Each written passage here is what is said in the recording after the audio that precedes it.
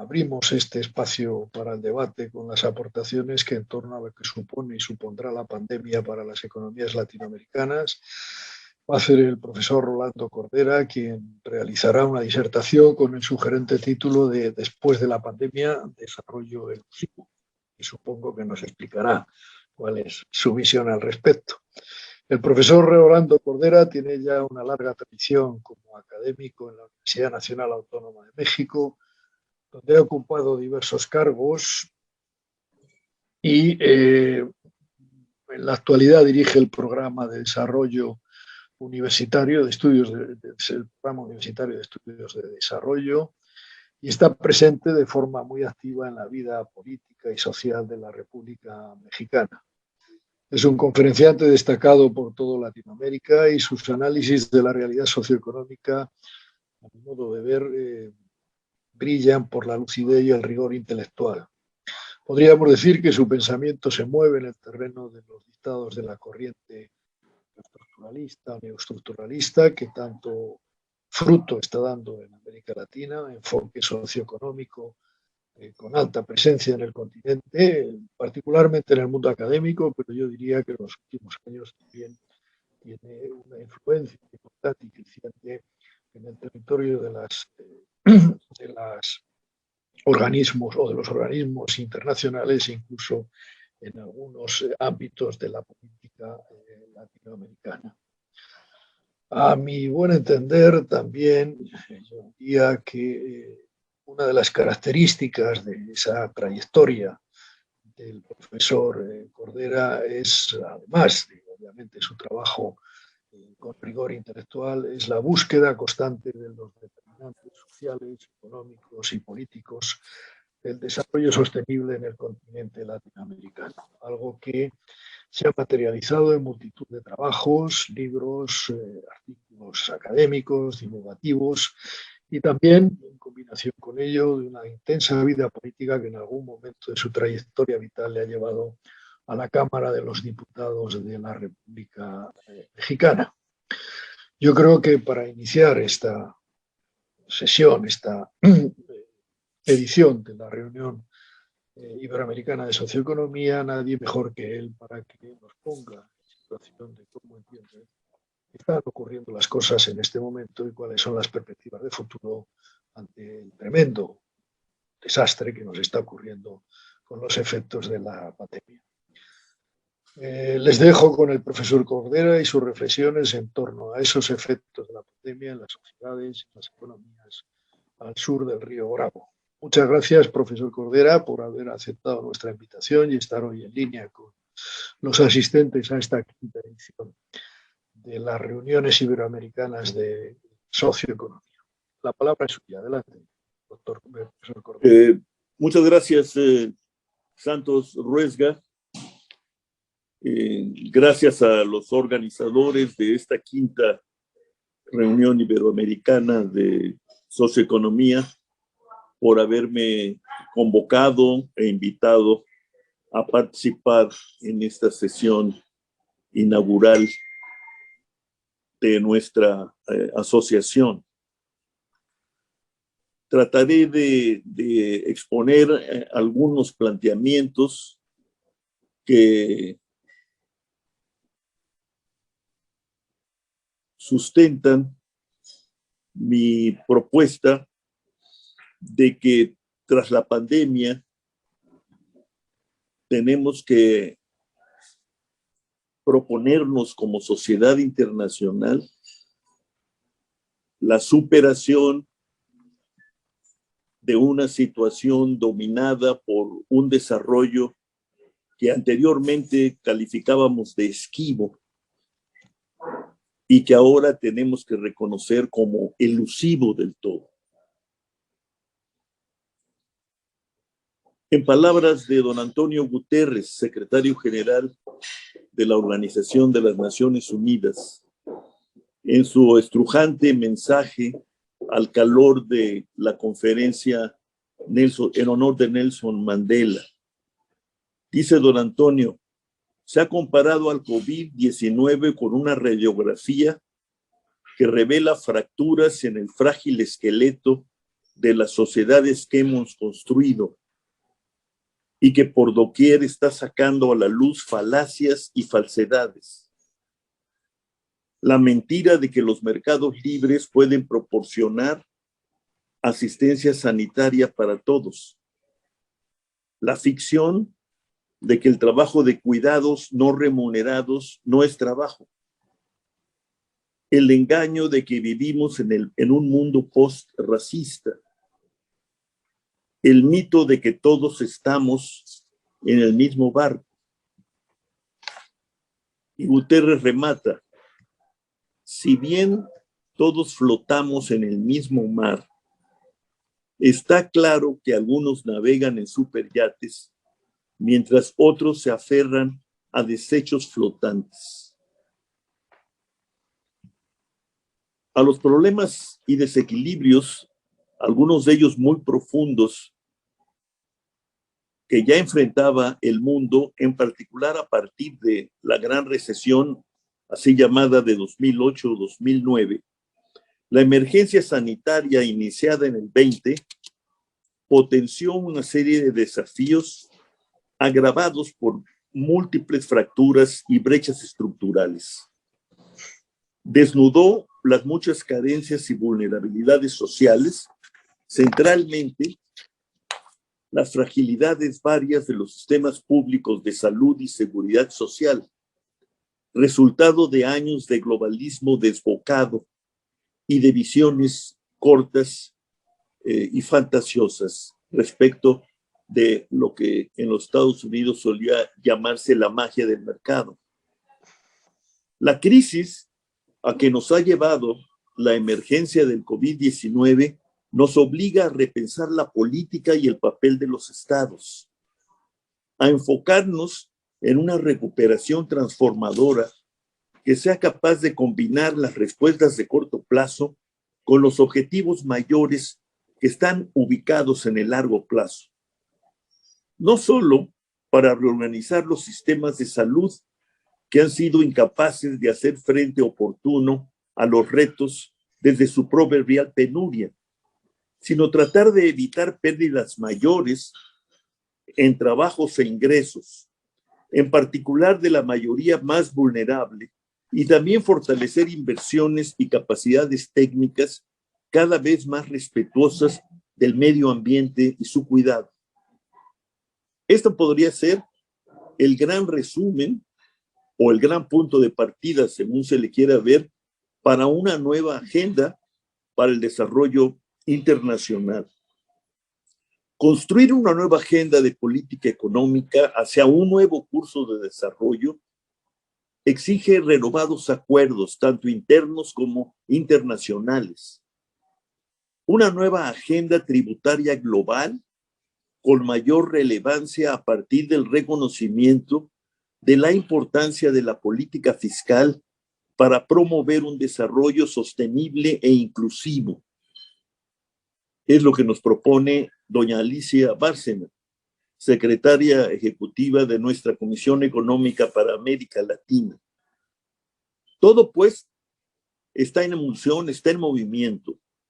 El Consenso de Washington nos propone nuestra colega italiana Mariana Mazzucato, está llegando a su fin. La alternativa es otro consenso, ella lo bautiza como el consenso de Cornwall, que atienda, que deje la corrección reactiva de las fallas del mercado para ir a la modificación y creación proactiva de los tipos de mercados que necesitamos para cultivar una economía verde. Un nuevo consenso que nos lleve a reemplazar la redistribución por predistribución.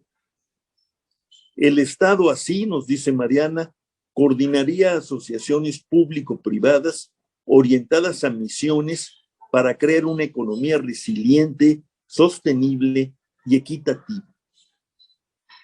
Entre los mayores desafíos que porta esta agenda está, como lo apunta bien nuestra autora, la capacidad que tenga el Estado para reasumir sus funciones económicas, sociales y políticas, sabiendo que la efectividad de la acción pública depende de construir grandes acuerdos. Dicho con otras palabras, las perspectivas de un nuevo consenso tienen que ver con la voluntad, o no, de gestar políticas y estrategias para enfrentar la desigualdad. La cuestión decisiva de nuestro tiempo, a decir del entonces presidente Barack Obama, así como los retos que nos plantea el cambio climático, reconocido ya como una amenaza existencial para el planeta y para la especie en su conjunto. Hacer todo esto implica colocar en el centro del debate el desarrollo, la idea que tengamos sobre el desarrollo en el siglo XXI y sus temas, inseparable del eje rector de la igualdad y de los valores de la democracia y ahora del cuidado del medio ambiente. Permítame ahora hablar de mi propia realidad inmediata, que es la de mi país. La saga mexicana, en pos de una hiperglobalización que desplegara como crecimiento sostenido y a la vez fuente de mejoramiento de los empleos y los ingresos, se ha estrellado con una desigualdad económica y social inalterable, inconmovible, y una pobreza cuyo abatimiento significativo se ha vuelto, desafortunadamente, horizonte lejano. Pásame un lapicero. A más de 30 años de que desde el Estado se iniciara un radical cambio estructural con el objetivo de insertarnos en un proceso de integración global, acompañado por una democracia representativa comprometida con la protección de los derechos humanos fundamentales. Habría que reconocer que las promesas clave de este gran cambio estructural no se han cumplido. Ni la economía regresó a la senda de crecimiento alto y sostenido, interrumpido por la crisis financiera y sus ajustes en los años 80 del siglo XX, ni se normalizó el mercado de trabajo, cuya bifurcación impuesta por aquellas crisis más bien se ha normalizado hasta convertir a la informalidad laboral en un parámetro inconmovible. Incapaces de superar nuestros proverbiales obstáculos y dilemas para construir o reconstruir acuerdos en lo fundamental que nos orienten hacia un nuevo curso de desarrollo, se nos impuso lo que parece una saga sin fin: modernidad trunca, heterogeneidad estructural profunda, desigualdades económico-sociales agudas, cuasi estancamiento económico, un Estado sin duda democratizado y plural, pero ausente de la conducción y promoción económica nacional y fiscalmente pobre. En fin, México es hoy una sociedad desigual, precarizada y dividida, que como el resto del mundo, se encontró de golpe con una pandemia que rápidamente infectó a un ya débil cuerpo económico y social. Perdón, profesor Cordera, perdón, ¿sí? ¿Podemos hacer un break para que entre la doctora, la rectora de la Universidad de San Marcos? Mis disculpas. ¿No le importa? Bueno, Perdón. sí me importa, pero no tanto. Siga nomás, buenos días, un saludo al doctor Rolando, un saludo al doctor Santos. Continúe nomás, no se preocupe, ya después intervengo, para no romper la hilación, ¿no? De acuerdo, adelante, profesor Cordera. A la distancia de San Marcos. Muy bien. Muy agradecida, señora rectora, muy agradecido, muy reconocido. Si bien es cierto, continúo entonces, ¿no? Sí, adelante. Es cierto que las medidas económicas adoptadas frente a la emergencia han sido diferentes, pero cabe decir que en la mayoría de las respuestas mexicanas a la pandemia, la mayoría de las respuestas que conocemos a la pandemia se ha contado con programas de reactivación, estabilización y aún reconstrucción, como se lo propone ahora el presidente Biden en los Estados Unidos de América. Bien, debo reconocer que ese no ha sido el caso mexicano. De acuerdo con el Fondo Monetario Internacional, la respuesta fiscal de los mexicanos resultó ser conservadora y centrada en contener la deuda pública. El monto total de apoyos fiscales otorgados en México durante la pandemia no pasó del 3% del PIB, porcentaje menor comparado con el resto de las economías de la región, cuyo promedio fue de 8.5% del PIB. Nótese la ironía del mensaje, porque estoy citando nada menos que al Fondo Monetario Internacional, en donde reconocíamos el Vaticano de la visión ortodoxa de la conducción económica nacional e internacional. Y si el apoyo fiscal resultó tímido, la protección al empleo no dista de ser mejor. De acuerdo con datos de la Encuesta Nacional de Ocupación y Empleo, antes de la pandemia, la población económicamente activa constituía 59.9% del total. Y ahora, en el segundo trimestre de 2020, cayó a 49.2%. Y si bien durante los primeros semestres del presente año subió, todavía está por debajo del porcentaje reportado antes de la crisis. Hay que tener presente que la población de 15 años y más entre el primer trimestre de 2020 y el segundo de 2021 aumentó en 2.511.119 personas, pero la población económicamente activa en el mismo lapso solo lo hizo en 653.287. La población desocupada, por su parte, pasó de 1.956.000 personas al despuntar 2020 a 2.425.000 en el segundo trimestre del presente año. Y en cuanto a la población económicamente activa disponible, las cifras tienen las mismas tendencias. En cuanto a la recuperación de los empleos formales, que está en efecto teniendo lugar en este año, si bien debemos reconocer que la recuperación no ha sido rápida, 19 meses en comparación con las de 1994 y 2008, de acuerdo con datos del Instituto del Seguro Social, la economía está lejos de los niveles de empleos que debería de tener, dado el crecimiento de la población y las necesidades de trabajo de esta población.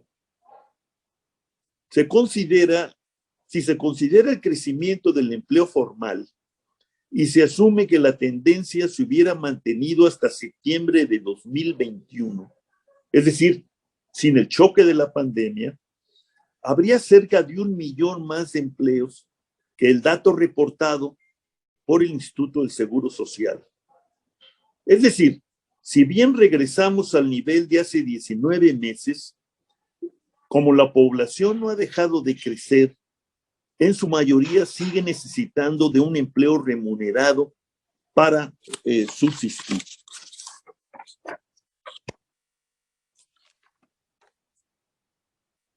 De hecho, algunos estudios nos dicen que México requiere desde ya, es decir, desde ahora, a fines de 2021, un crecimiento medio anual del Producto Per Cápita de alrededor de 2.5%, para que en 2026 pudiera aspirar a tener los niveles registrados antes de la pandemia.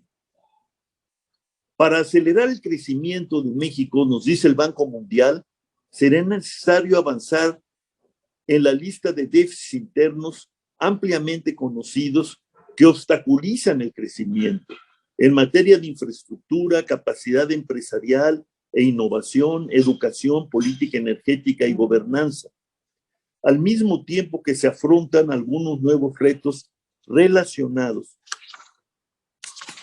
con el cambio climático.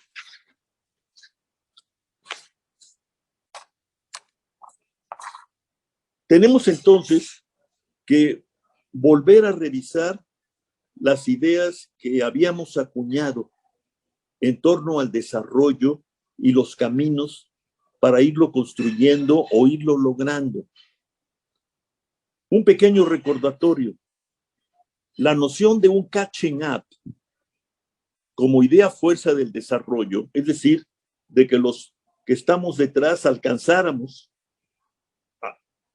pronto a los que van por delante, tendría que inscribirse ahora en un planteamiento mayor transformativo en lo económico social y constructivo y renovador en lo político estatal.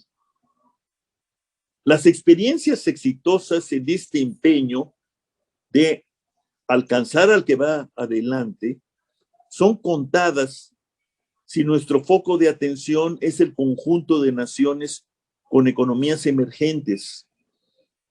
Después de Corea, después de Japón, que lo hizo de hecho en el último tercio del siglo XIX, hoy tenemos como estudios de caso ejemplares a Corea, a China, a Taiwán. Para apurar el catching up, se recordará, se propuso la fórmula actualizada geopolíticamente del mercado mundial unificado, que según el discurso globalizador de fines del siglo XX y principios del actual, permitiría la emergencia de un círculo virtuoso, fruto de la competencia del mercado mundial, una vez finiquitado el conflicto estratégico de la Guerra Fría. Todo se volvería, nos dijimos, cadenas de valor. Y los have-nots, los que no tienen nada o tienen muy poco, tendrían acceso al avance tecnológico, en tanto que gracias a este mercado unificado y a la expansión de las finanzas, también tendrían acceso ampliado y sostenido al financiamiento de una acumulación de capital, siempre precaria e insuficiente en los propios términos transformacionales implícitos en la idea del desarrollo. Hoy tenemos que reconocer, sin embargo, que sin acumulación física de capital no hay posibilidades de avance.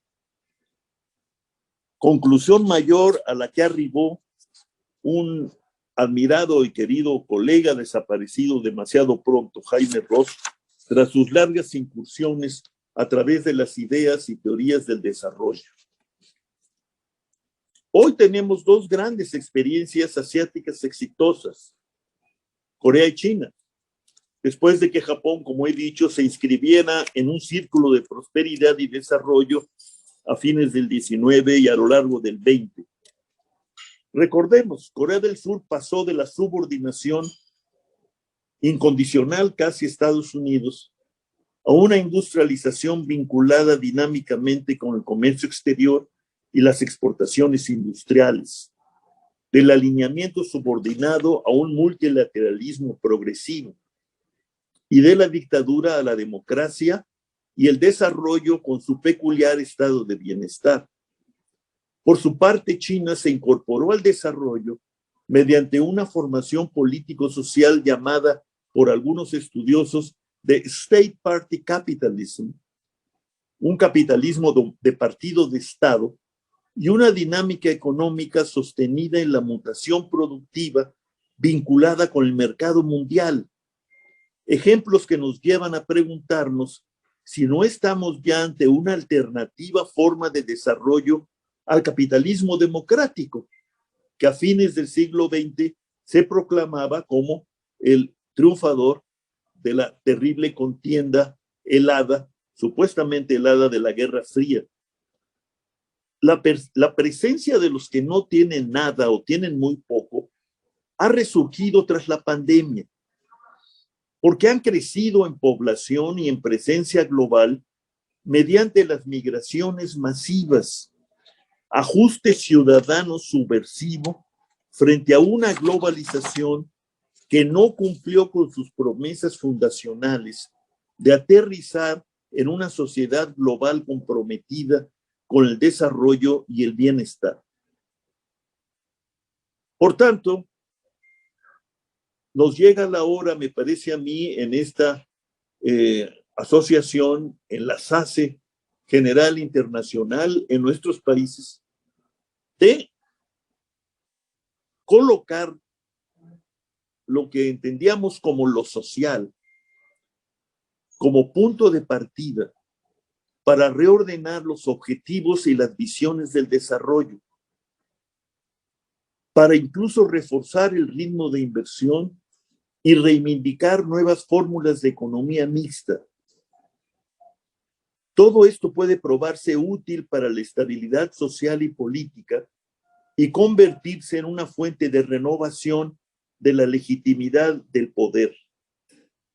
Nuestro reto consiste en sentar las bases de un crecimiento dinámico, sostenible e inclusivo en un contexto sumamente complicado y todavía, desde luego, muy adverso.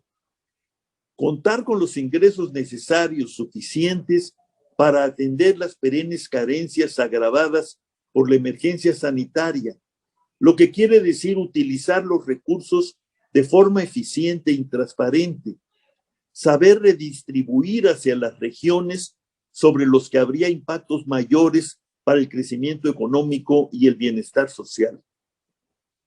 De hecho, el COVID-19 ha obligado a no pocos países a redescubrir la relevancia crucial de sus estados como una red y un conjunto de mecanismos de defensa contra la adversidad y la incertidumbre.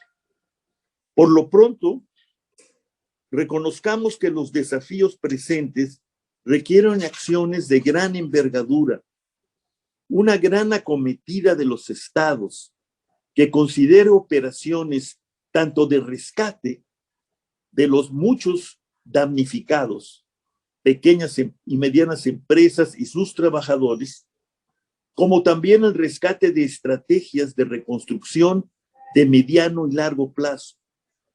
La pandemia ha recordado, me parece, o debe recordarnos el cometido fundamental de la sociedad internacional que el mundo empezó a construir una vez concluida la Segunda Guerra Mundial. Y desde luego, el cometido fundamental de aquellas naciones que concurren a esta sociedad internacional todavía en formación. Construir un auténtico Estado social de derechos. Tejer una economía política capaz de plantearse un nuevo trato verde que cuente como pivote maestro con un desarrollo industrial que descanse y auspicie innovaciones expresamente vinculadas con la gran tarea global cuya ampliación e intensificación son decisivas para la propia supervivencia de la especie. Me refiero a la lucha contra el cambio climático y por un desarrollo sostenible. El economista catalán Antón Costas dice: de vez en cuando los países se paran a revisar sus trayectorias. Esos momentos acostumbran coincidir con las grandes crisis económicas. Así ocurrió en los años 30 durante la Gran Depresión y también con la crisis energética y económica de los años 70. En esas dos ocasiones, las democracias occidentales construyeron nuevos contratos sociales internos y reformaron las reglas de funcionamiento de la economía internacional. ¿Traerá, se pregunta Costas, la crisis económica y la del COVID-19 un impulso similar, que además de reducir la desigualdad y la pobreza, afronte los problemas emergentes de salud pública y del clima? Se trata de una pregunta abierta, pero sin duda imprescindible si el objetivo es reemprender un nuevo curso con el objetivo de dar cumplimiento al sostenimiento y la expansión de los derechos humanos fundamentales que hemos decidido asumir como universales. De ser este el acuerdo, entonces se plantea como un imperativo mayor la adopción de una política macroeconómica para el desarrollo que tenga en el centro el crecimiento económico sostenido y la creación de los empleos formales necesarios y suficientes para atender la demanda de jóvenes y adultos jóvenes que lo soliciten. La redistribución social y la recuperación de horizontes de igualdad, ideas fuerza que inspiraron la reconstrucción de los estados sociales, está ahora de nuevo con nosotros y debe estar en el centro de nuestra atención, de nuestras reflexiones en torno a los problemas a que esta quinta reunión iberoamericana nos ha convocado.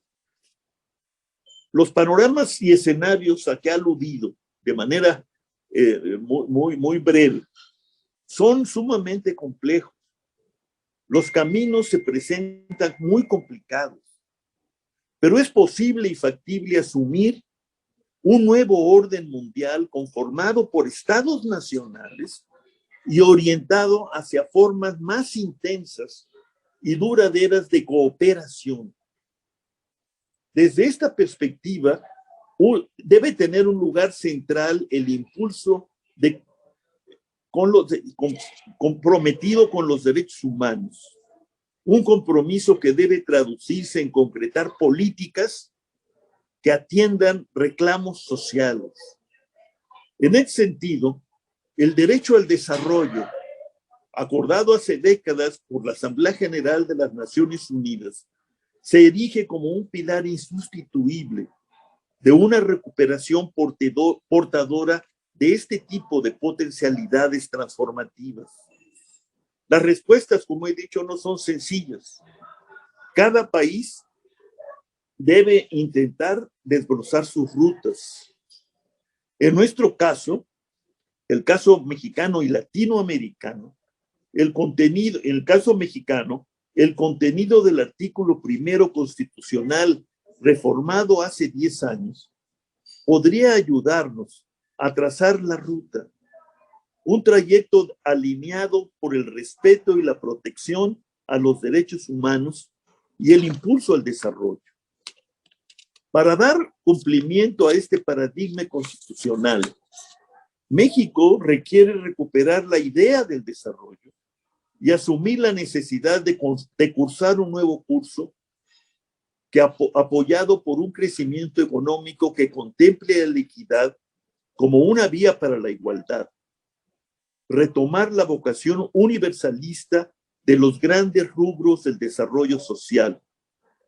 Hay que poner en un lugar central los propósitos de la protección del empleo, la expansión educativa, la universalización de la salud y la seguridad social, articuladores de nuevos esfuerzos cooperativos y visiones públicas que sirvan de base para una revisión a fondo de las políticas actualmente en curso. Así podríamos aspirar a forjar una transformación nacional, una estrategia nacional de transformación productiva que pudiese inscribirse en el gran propósito de configurar los nuevos mundos y una modernidad global, perspectiva que supone una inversión valorativa de las actitudes públicas que hasta el momento han imperado. Se buscaría reconocer la universalidad, inalienabilidad, indivisibilidad e interdependencia de los derechos humanos como el fundamento insustituible para la construcción de un nuevo estado de bienestar y de un nuevo curso de desarrollo. Empiezo a terminar.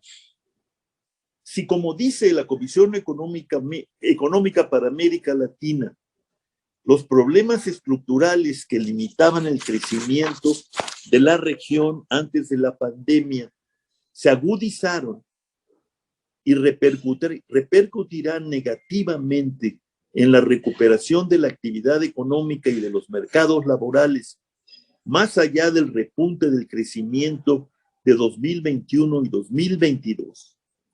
Entonces, tenemos desde esta América Latina mucho que reconocer y corregir.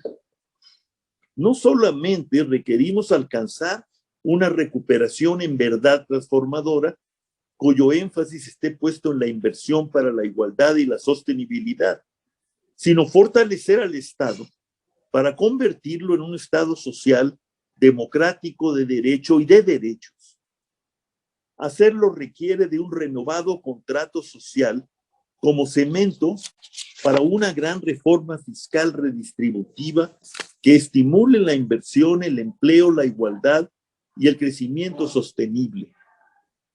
No hay nada como una pandemia, nos ha asegurado el economista político Danny Roderick, profesor en la Escuela de Gobierno de la Universidad de Harvard, que ponga de relieve la insuficiencia de los mercados frente a los problemas de acción colectiva y la importancia de la capacidad estatal para responder a las crisis y proteger a las personas. Si compartimos esta afirmación de nuestro colega, entonces podemos avisorar que estamos próximos a reajustes de tendencias en al menos dos temas fundamentales. La siempre complicada y veleidosa relación entre mercados y estados, así como ritmos y contenidos diferentes de las economías locales y global. Si tuviera que hacer una suma, les diría que la crisis sanitaria ha remarcado la necesidad de empeñar nuestros mejores esfuerzos intelectuales, políticos y civiles al servicio de un desarrollo cuyo eje ordenador sea un cambio estructural diferente al cambio estructural globalizador, definido como un proceso de transformación económica, política y social, un nuevo acuerdo social que permita aumentar la producción, protegiendo el medio ambiente, mediante el tejido de un nuevo conjunto de instituciones y coaliciones políticas. Superar estos escenarios marcados por crecientes desigualdades y vulnerabilidades exige vincular de manera orgánica la inclusión y la igualdad con la expansión de capacidades, la competitividad y las tecnologías con innovaciones orientadas a la protección del medio ambiente, las inversiones y la productividad con suficientes y bien pagados empleos.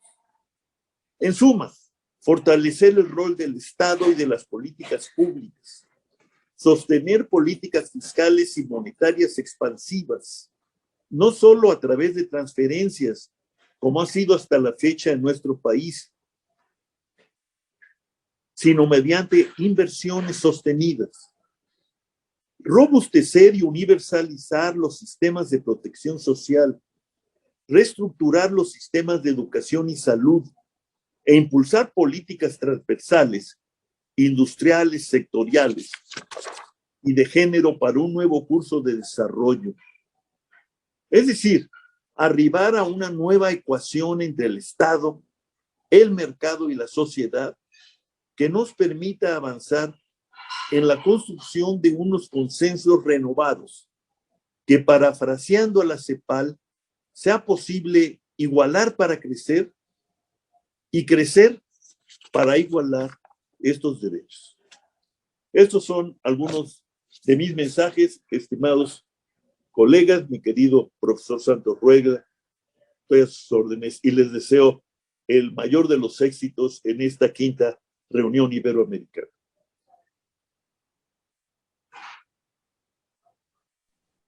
Muchas gracias, profesor Cordera. Tenemos un ratito para si los asistentes quieren hacer alguna pregunta, algún comentario, que lo pueden incorporar al chat o bien a preguntas y respuestas y se las iremos trasladando al profesor Cordera. No sé si nos escucha la rectora de la Universidad de San Marcos, porque en este momento, mientras preparamos nuestras preguntas, se podría incorporar. Sí, buenos días. ¿Me escuchan? Sí, sí. Muchas gracias, rectora, por estar con nosotros y adelante. Sí, en primer lugar, un abrazo fraterno en la distancia para cada uno de los asistentes. Y como rectora de la Universidad Nacional Mayor de San Marcos, la decana de América, ¿no?, expreso en primer lugar mi saludo al Comité Directivo de la Sociedad para el Desarrollo de la Socioeconomía, SACE, y a la Comisión Organizadora de la Quinta Reunión Iberoamericana de Socioeconomía, RIS, también cambio climático, desigualdad social y crisis sanitaria en los países de Iberoamérica, y a cada uno de los asistentes a este evento tan trascendental. Y también un saludo a los señores panelistas. Creo que es importante entender los diversos acontecimientos que se han dado en estos últimos 2 años a raíz de la pandemia, y que debemos también tener en cuenta que deben ser tratados por la academia en este evento que es de trascendencia mundial, particularmente para los países iberoamericanos. En primer lugar, recientemente la Cumbre Mundial sobre Cambio Climático, la COP26, organizada por las Naciones Unidas en Escocia, tuvo como objeto principal reiterar entre los más de 160 países participantes el compromiso de reducir el consumo de combustibles fósiles para evitar mayores emisiones de los gases de efecto invernadero, que son el factor del incremento de la temperatura del planeta a niveles de riesgo para toda la humanidad. Lamentablemente, los acuerdos no han sido de los más alentadores al no haber alcanzado el compromiso de las principales economías del mundo y de apoyar en el corto plazo a los objetivos de la cumbre. Creo que es importante que se tome en cuenta para romper estos problemas que ocurren hoy día y también romper las barreras que están existiendo hoy día en el mundo y que no nos permiten ir a un desarrollo justo, equitativo, y también eliminando lo que nosotros decimos la extrema pobreza, la falta de educación, la crisis en la salud, el desarrollo sostenible también del medio ambiente, en el medio ambiente. En segundo lugar, también se constata que la dinámica de la naturaleza expresada en las erupciones volcánicas de España y la contaminación de los suelos, el agua, el aire y de la actividad humana contaminan diversos espacios locales del planeta, ¿no? Y esto nos trae graves consecuencias a nivel mundial. Hoy día vemos las grandes aluviones que vienen y también las erosiones de la tierra, derrumbes intempestivos que se dan. Sin embargo, nadie quiere entender lo que la naturaleza nos está expresando. Está cansada del maltrato de la sociedad, del maltrato de los seres humanos. El tercer acontecimiento de interés y preocupación mundial es la aparición del virus, que ya todos lo conocemos, la situación de la pandemia que venimos afrontando, lo cual ha develado diversos problemas a nivel mundial. Ha develado una crisis en el área de salud, ha develado también la pobreza más extrema que se puede tener en el mundo, radical, ¿no? La falta de educación, analfabetismo, la existencia de analfabetismo. Hemos visto también que el desarrollo social y económico de cada uno de los países de los planetas no han ido acorde al avance de la ciencia y la tecnología, rompiendo el distanciamiento social entre cada una, o las brechas sociales entre cada una de ellas, ¿no? Hemos visto también cómo las vacunas, que si bien es cierto hoy día nos curan y nos salvan, y los medicamentos, también ha hecho crecer a grandes potencias y ha vuelto a empobrecer a los países de Iberoamérica. Cuando en el año 2019 la cuarta reunión realizada en Costa Rica decidió aceptar el pedido de la delegación de la Universidad Nacional Mayor de San Marcos de celebrar la quinta reunión de nuestra en nuestra sede como un homenaje a los 200 años de la independencia de nuestro país. Hoy día justifican tratar dichos temas tan de actualidad y que se desarrollan en la plenaria de los 3 días de este evento. Creo que el año del Bicentenario para el Perú y para la Universidad Nacional Mayor de San Marcos es un reto no solamente para el Perú, sino para toda América Latina y también para enfrentar la crisis mundial. Y ver los estándares de educación de calidad, la conectividad como una herramienta elemental, la investigación para el desarrollo sostenible de cada uno de los pueblos, que las investigaciones no se queden en 4 paredes, sino que salgan para ser aplicadas en cada uno de los lugares donde se requiere mayor crecimiento del desarrollo sostenible, tanto en la parte socioeconómica como en la parte también cultural. Nos hubiera gustado que este evento se realice como todos los precedentes de manera presencial, pero lamentablemente la crisis de la salud nos ha separado.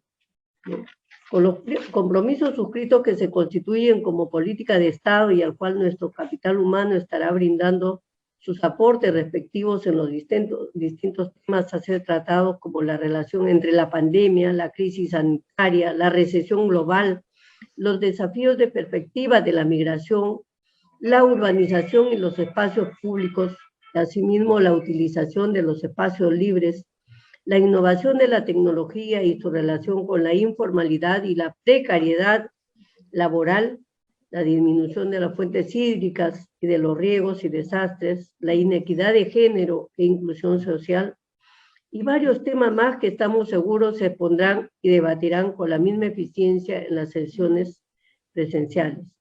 Tan interesantes e importantes temas que confirman la importancia de la academia para aportar con sus puntos de vista y propuestas a la solución de problemas tan serios en los aspectos económicos, sociales, sanitarios, de bienestar, marginalidad y relaciones laborales, y de manera especial en cuanto a la estructura productiva, como factores que deben ser desarrollados para reducir los niveles de pobreza extrema que afectan a gran parte de los habitantes de América Latina y reducir la histórica desigualdad socioeconómica que nos ha caracterizado durante estos últimos años. Y estoy segura del alto nivel académico que se materializará en los debates de cada una de las mesas programadas, por lo que le reitero mis cordiales saludos y declaro también inaugurada, aunque un poquito tarde, después de la exposición del doctor Rolando Cordera por problemas también de conectividad, pidiendo las disculpas del caso, ¿no? Y la quinta raíz con la denominación cambio climático, desigualdad social y crisis sanitaria en los países de iberoamericanos. Muchas gracias y un gusto de compartir con ustedes y poder estar entendiendo lo que hoy día nos preocupa a todos los académicos y a toda la sociedad en su conjunto. Muchas gracias, rectora. Para todos. Muchas gracias, rectora, por sus palabras y nuestros mejores deseos para esta nueva andadura que con su rectoría inicia la Universidad Nacional Mayor de San Marcos. Como dicen también nuestros amigos mexicanos, que les vaya bonito. Y felicidades a los peruanos por esos 200 años de independencia.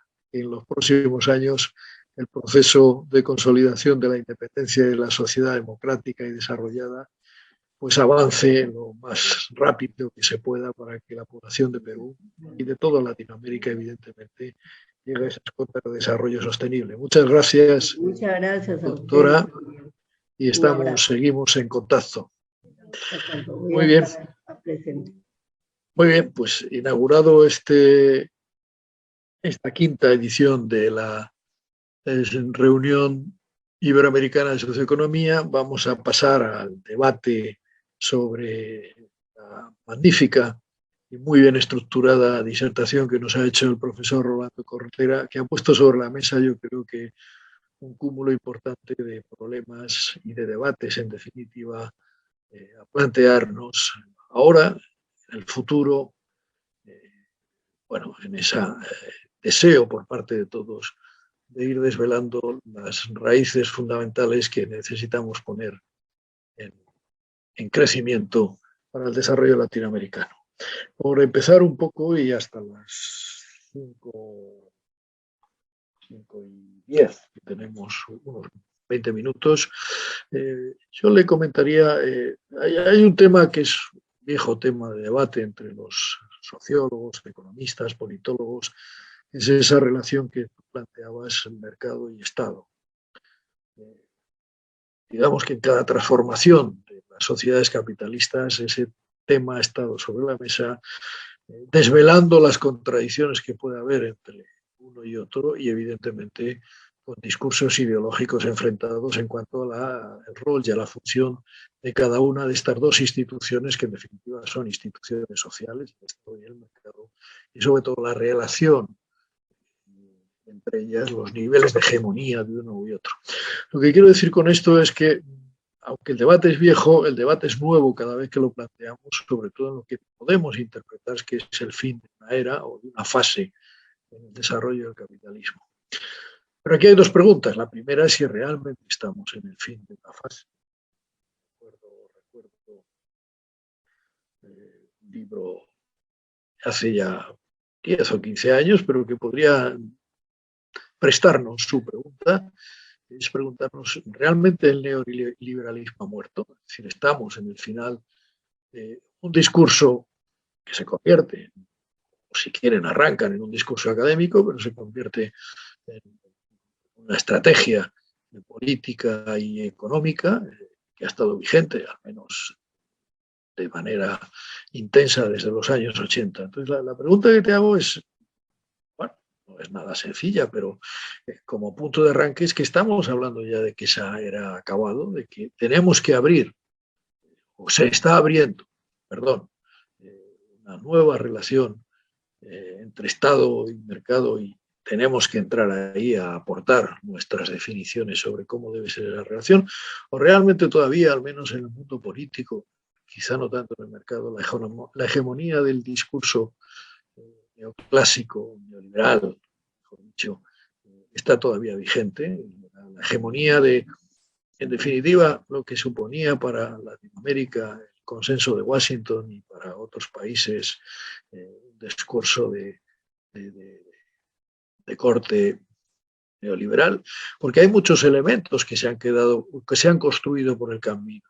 El sistema económico mundial ya no es el que era en el año 1980. Se ha cambiado de manera importante. Los polos de desarrollo, los puntos nodales de desarrollo, ya no están hegemonizados solo por Estados Unidos, como tú apuntabas. Pregunto, ¿ha muerto el neoliberalismo?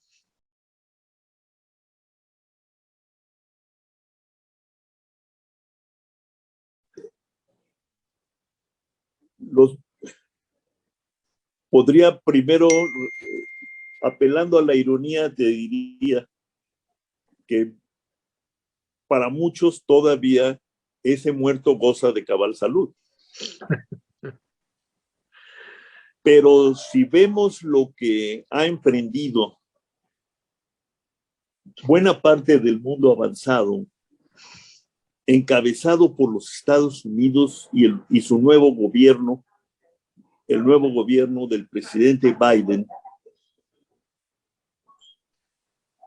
tenemos que reconocer que asistimos ya a una revisión significativa, no de ajustes técnicos, sino de ajustes políticos, por ejemplo, de las relaciones impuestas por la visión ortodoxa o neoliberal entre política fiscal y política monetaria.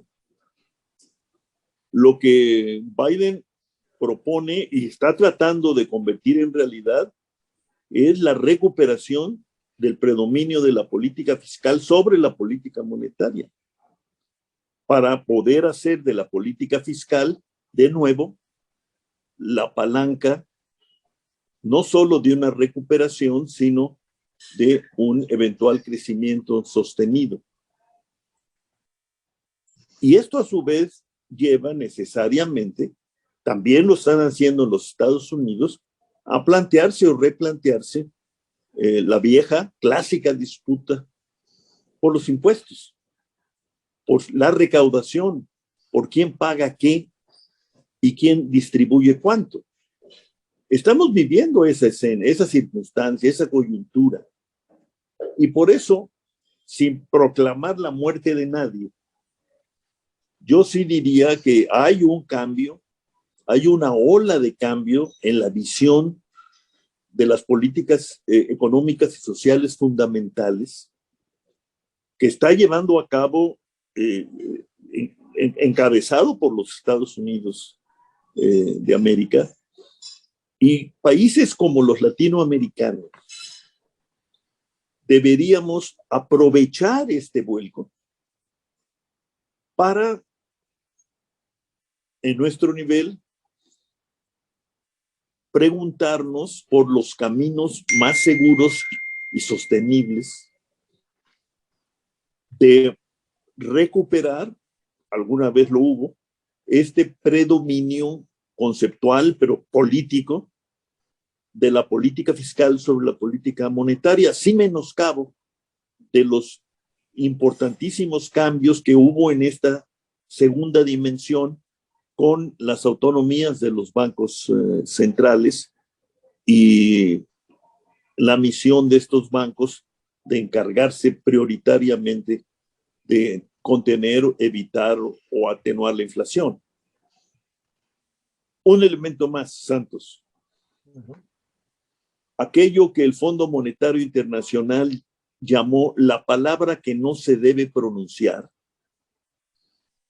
está de nuevo en el centro de la discusión internacional, de la atención pública, etcétera. Es la política industrial. ¿Pero qué quiere decir esto? ¿Que vamos a revivir el proteccionismo después de 20 años de creación de cadenas de valor, de aperturas comerciales y financieras de los diferentes países del mundo, etcétera? No. Pero sí tendremos que buscarle un lugar, yo diría, diferente a esta noción clásica de intervención con el propósito de promover ciertas actividades, promover a ciertos actores económicos incluso, pero en nuevas condiciones de intercambio. Es decir, promoción, incluso subsidio, a condición de crecimiento, empleo, condiciones laborales dignas, etcétera, y pago de impuestos. Creo que con esos dos elementos, que son de nuestro establo, la recuperación de la primacía de la política fiscal y la aceptación de la necesidad de una nueva política industrial, con esos dos elementos tendríamos para comenzar a asumir que está dándose un cambio de fondo en la visión e incluso en la traducción de estas visiones en términos de políticas.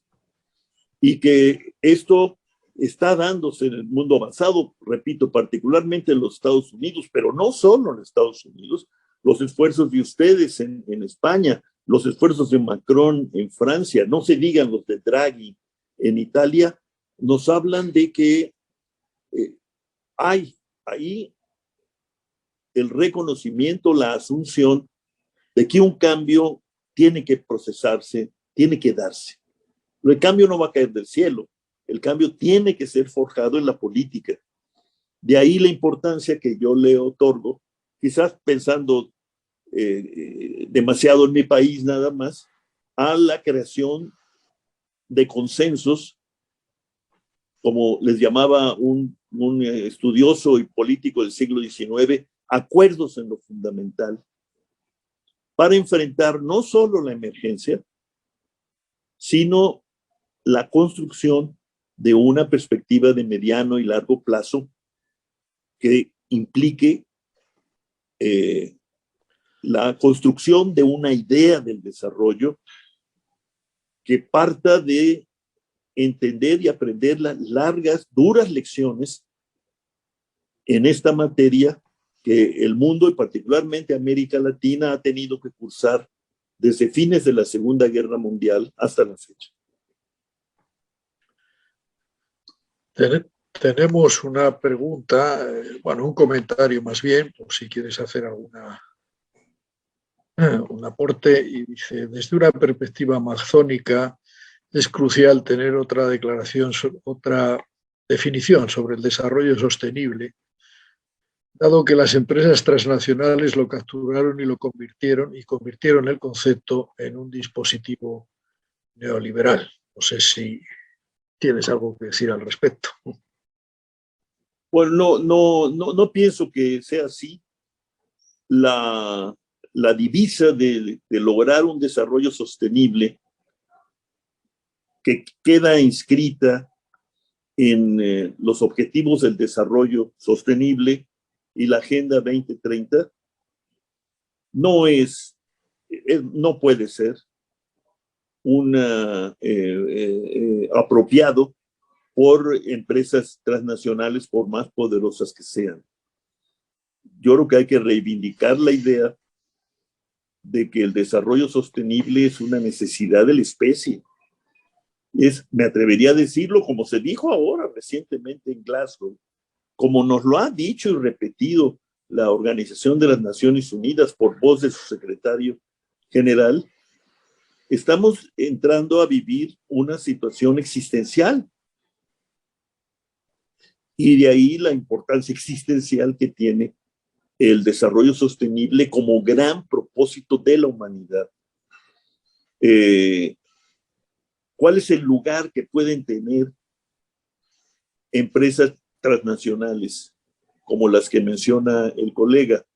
Bueno, eso es parte de los grandes acuerdos internacionales, la tributación internacional, a la que hacía yo referencia citando a nuestra amiga y colega Alicia Bárcena, pero no solo eso, sino su participación en la formulación de una nueva visión de política industrial que requiere de una clara definición de lo que se espera de los actores principales del drama o de la fiesta industrial, según se le quiera ver.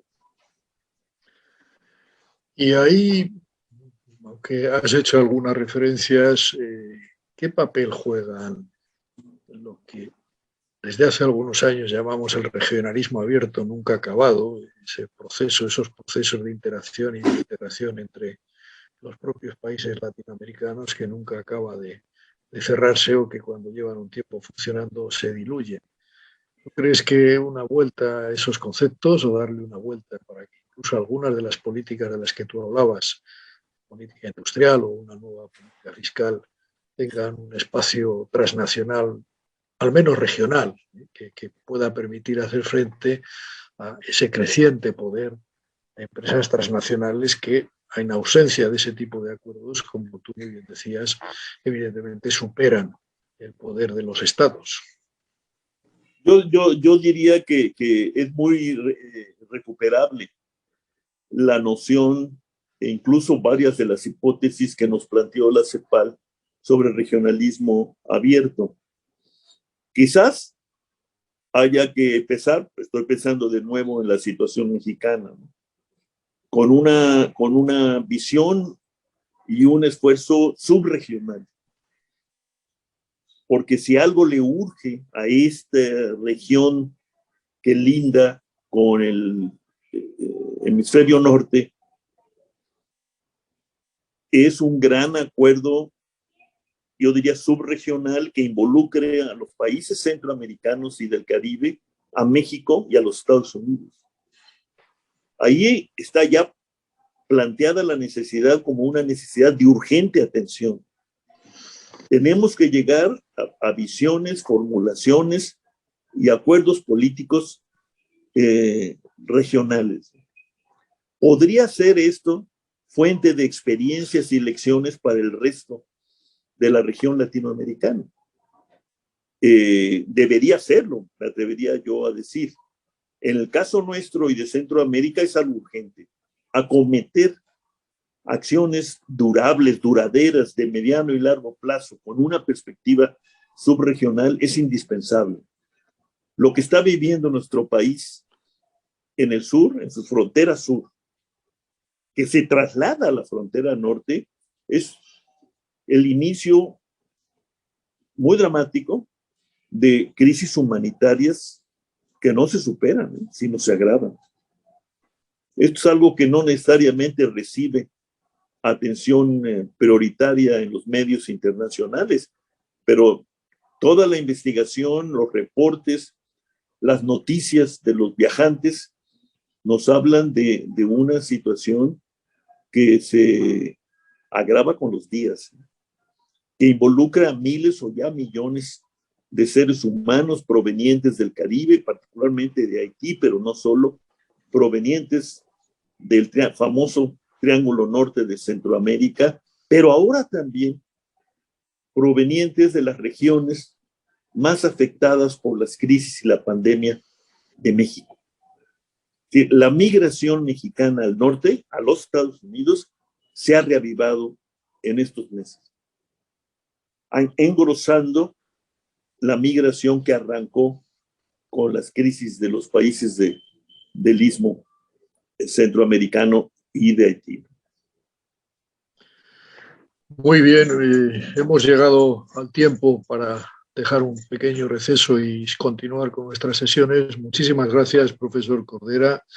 Creo que nos ha dejado sobre la mesa muchas líneas de investigación, mucho trabajo por delante para aclarar, bueno, esas nuevas situaciones y esas perspectivas que pueden augurar algo bueno para el futuro. Eso esperamos al menos, y esa, digamos, debe ser nuestra función como académicos, el ofrecer y trasladar a la sociedad nuestros conocimientos en aras de ese mejor, ese desarrollo sostenible de futuro y de presente también. Muy agradecido, profesor Cordera, y espero que nos vamos a ver en sucesivas reuniones de la SASE, o a ser posible, que es lo que uno está anhelando físicamente en México, en la Ciudad de México. Muchas gracias, y a todos. Mis mejores deseos, Santos, mis mejores deseos, y muchas gracias por este privilegio y honor que me han conferido ustedes. Les deseo lo mejor. Gracias a todos por la asistencia, y dentro de 10 minutos, a las 20, continuaremos con las sesiones paralelas y una nueva sesión en la panel especial en la que vamos a debatir uno de los temas que ha salido reiteradamente en este debate, que son los desafíos de las migraciones en América Latina. Ahí las últimas palabras del profesor Cordera hacían relación a ello, y vamos a tener ocasión de debatirlo en profundidad con la presencia de Orlando Prieto, Sandro Consueto, Gisette Lemus, Jacobo Campobledo y Cristian Darío Castillo Robairo. Ahí os esperamos a todos dentro de un rato, y en las sesiones paralelas que se pondrán en marcha, ya tenéis la pestaña para entrar, que se pondrá en marcha en 10 minutos. Muchas gracias a todos y nos volvemos a ver.